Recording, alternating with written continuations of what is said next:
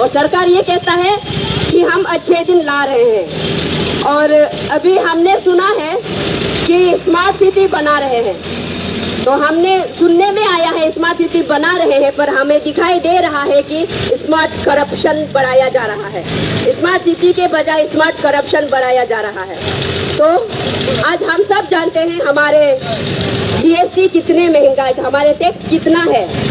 आपके बच्चों के स्कूल पेंसिल से लेके पेंसिल की, जहां आप बच्चे के लिए हम 10-10 रुपए का पेंसिल खरीदते हैं, 5 रुपए का पेंसिल खरीदते हैं, उस 5 रुपए को आप 12% का जीएसटी प्लस करके देखिए कितना महंगा होता है। और जिंदा को तो लूटा लूटा, मुर्दों को भी नहीं छोड़ा। शमशान घाट पे जहाँ पे अंतिम संस्कार किया जाता है, या तो फिर हमारे ट्राइबल सोसाइटी में जहाँ में दफनाया जाता है, उस दफनाने का जमीन पर भी टैक्स है। अगर आप एक लाश दफनाएंगे उसका भी 12% का जमीन का टैक्स है। तो आप बताइए, जिंदों को तो लूटा लूटा पर मुर्दों को भी नहीं छोड़ा। माँ बाप से तो बहुत कुछ लूटे और बच्चों को भी नहीं बख्शा। आप सब जानते हैं ये सब, और किसी को कुछ पता ना हो ऐसा कभी हुआ ही नहीं है। और आज के समय में सरकार किसका चल रहा है? भाजपा के, जिसे लोग जानते हैं भारतीय जनता पार्टी। लेकिन मैं तो कहती हूँ ये जनता पार्टी नहीं है।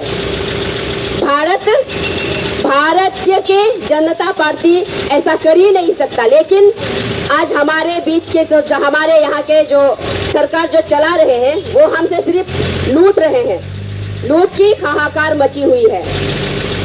हमारे 2014 में आपका गैस का दाम हुआ करता था 450, और आज के समय में कितना है? 1200 रुपए। और आप सोच कर देखिए इन 8 सालों में कितना फर्क आया है। और आपके समय के साथ आप सोचते होंगे चलो महंगाई है, समय के साथ बढ़ जाता है, लेकिन कैसे बढ़ जाता है, क्यों बढ़ जाता है? उसने तो कहा था कि सरकार आने के बाद 450 के सिलेंडर को सब्सिडी में जोड़कर 200 के करीब करेंगे। लेकिन ऐसा हुआ? आप सबने कभी 200 रुपए में सिलेंडर खरीदा? नहीं। किसी एक जनता ने भी 200 रुपए में सिलेंडर खरीदा? नहीं। तो आप सोच कर देखिए, आज के चावल का महंगाई, जहां हम मुफ्त में चावल कोपरेटिव में आपको दिया जाता है 3 रुपए किलो, 6 रुपए किलो, 8 रुपए किलो। अगर 3 रुपए में आपको चावल मिल भी जाता है तो उसका चावल का जीएसटी डालकर देखिए कितना बनता है। तो ये सोचिए, अगली बार आप क्या करेंगे?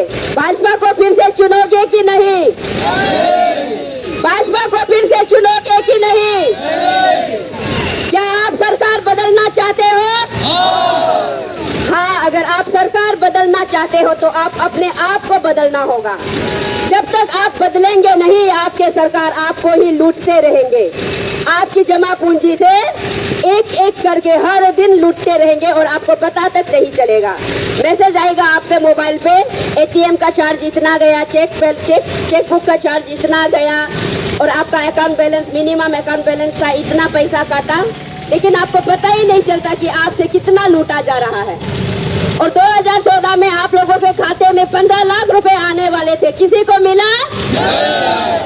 किसी को नहीं मिला। क्या आपको उम्मीद है मिलेगा? आपको उम्मीद है ये 15 लाख आपको मिलेंगे? बिल्कुल नहीं मिलेंगे। और एक 8 साल में आप देखिए, आपके खाते से, आपके दुकान से, आपके हर चीज से जीएसटी जोड़ के आपके खाते से 15 लाख सरकार ने लूटे हैं। आपको पता है? नहीं पता है।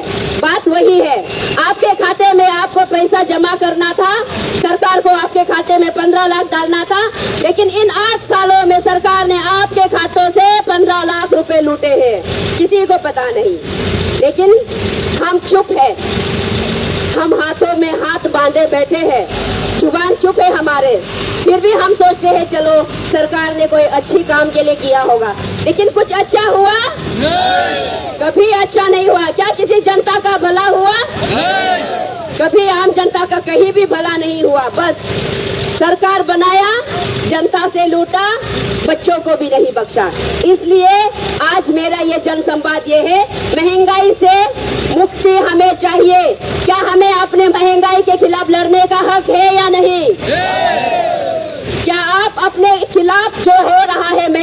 अत्याचार, उसके खिलाफ लड़ोगे कि नहीं? जरूर लड़ना चाहिए, ये आपका हक है, आपकी मेहनत की कमाई है, आपकी जिंदगी की मेहनत की कमाई है। आपने अपने बच्चों के लिए कमाया हुआ पैसा, जनता का पैसा सरकार लूट रही है, लेकिन आपको पता ही नहीं है।